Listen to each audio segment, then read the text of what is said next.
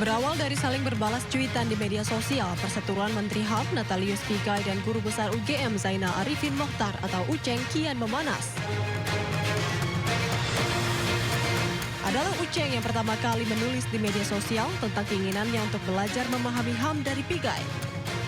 Di akun X, Uceng menulis jika ia ingin sekali berdiskusi dan berdebat dengan Pigai tentang kasus HAM di Indonesia.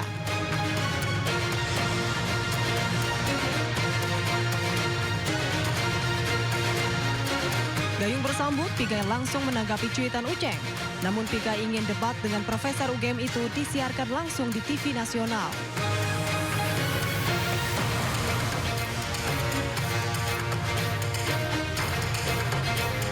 Tak mau kalah, Uceng langsung membalas cuitan Pigai.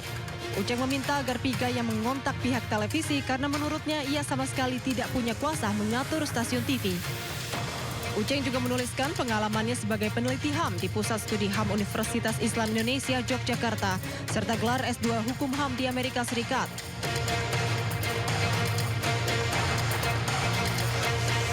Bukan tanpa alasan, ajakan debat terbuka itu disampaikan Uceng. Sebelumnya, Pigai menulis cuitan panjang di media sosial. Ia menuliskan perjalanan hidupnya sebagai korban HAM hingga menjadi orang nomor 1 di bidang HAM. Pigai juga menulis jika Zainal Arifin Mokhtar hanya seorang guru besar yang dibesar-besarkan.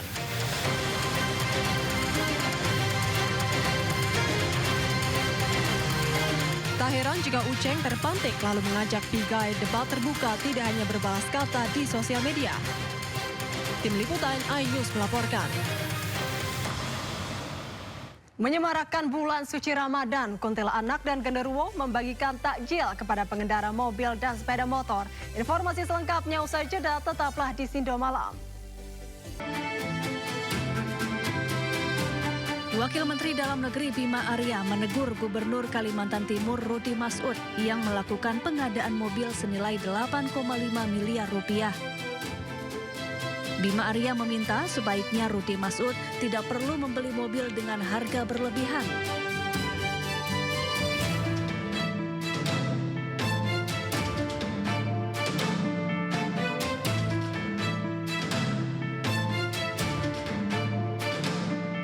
Apalagi di tengah kebijakan efisiensi anggaran.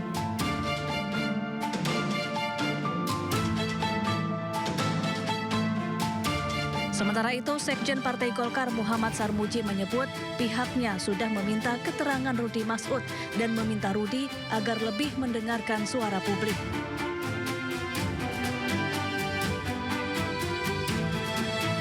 Gubernur Kaltim Rudy Masud menegaskan hingga kini belum menggunakan kendaraan dinas milik Pemprov Kaltim.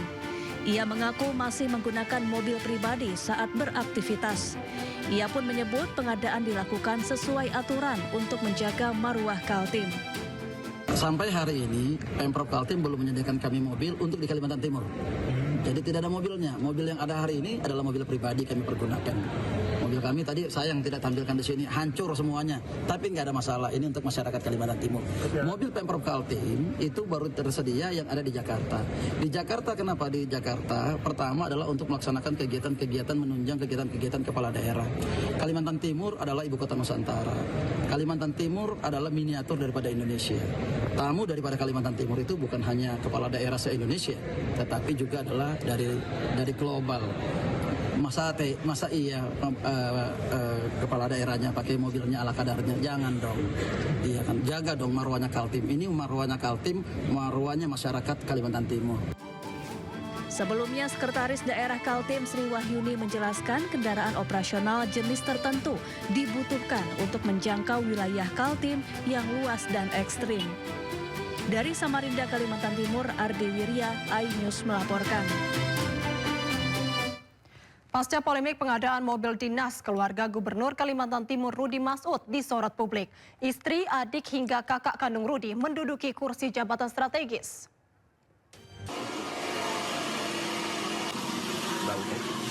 Petugas kepolisian dari Subdit 4 Direktorat Tindak Pidana Narkoba Bareskrim Polri melakukan pengejaran terhadap bandar narkoba yang menggunakan kapal di perairan Pematang Silo, Kabupaten Asahan, Sumatera Utara. Polisi harus bertindak cepat lantaran koheroin hendak memasuki perairan Malaysia melalui jalur laut.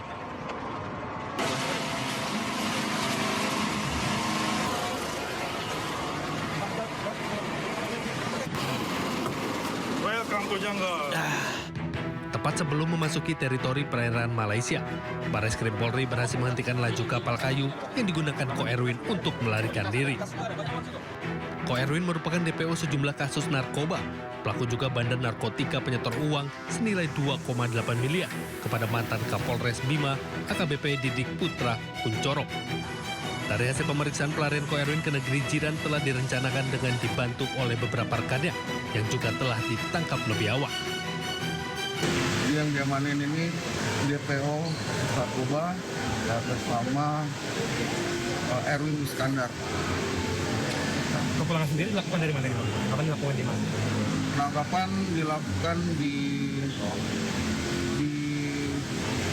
Daerah provinsi mana? Provinsi Sumatera Utara di Tanjung Balai.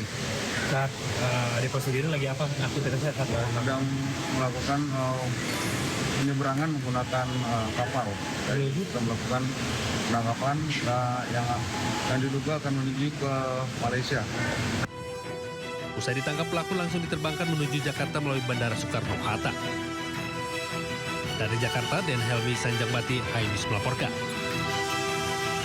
Seorang remaja nekat melompat ke Kalimuker Park Cengkareng, Jakarta Barat lantaran takut ditangkap polisi usai transaksi narkoba. Sementara satu remaja lainnya yang juga beli narkoba di Kampung Ambon langsung dibekuk.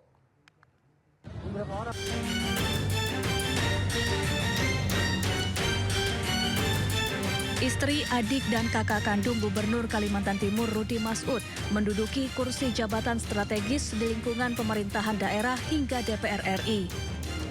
Istri Rudi Masud, Sarifah Suraidah, menjabat sebagai anggota Komisi 6 DPR RI dari fraksi Partai Golkar. Ia terpilih menggantikan suaminya, Rudi Masud, yang maju di Pilgub Kaltim. Di sisi lain, gaya berpakaian Sarifah Suraidah mengundang perhatian warganet. Sarifah kerap berpakaian nyentrik bergaya khas noni Belanda. Sebagian warganet menilai gaya Sarifah unik dan merupakan kebebasan berekspresi. Tapi ada juga yang menilai berlebihan. Selain istrinya, kakak Rudi Masud, Hasanuddin Masud, menjabat sebagai Ketua DPRD Kalimantan Timur.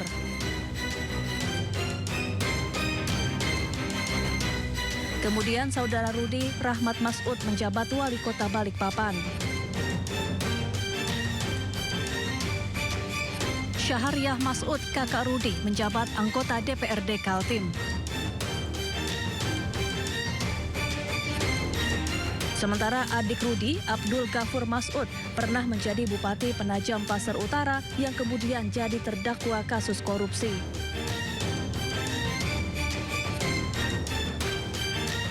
Rudi Masud membantah tuduhan politik dinasti. Menurutnya, keluarganya memenuhi syarat untuk mengikuti pemilu dan dipilih langsung oleh rakyat. Tim Liputan iNews melaporkan. Menteri HAM Natalius Pigai menantang Guru Besar UGM Zainal Arifin Mohtar untuk debat terbuka secara langsung di stasiun televisi. Ajakan itu berawal saat Zainal atau Uceng minta diajari cara memahami HAM dari Menteri Pigai.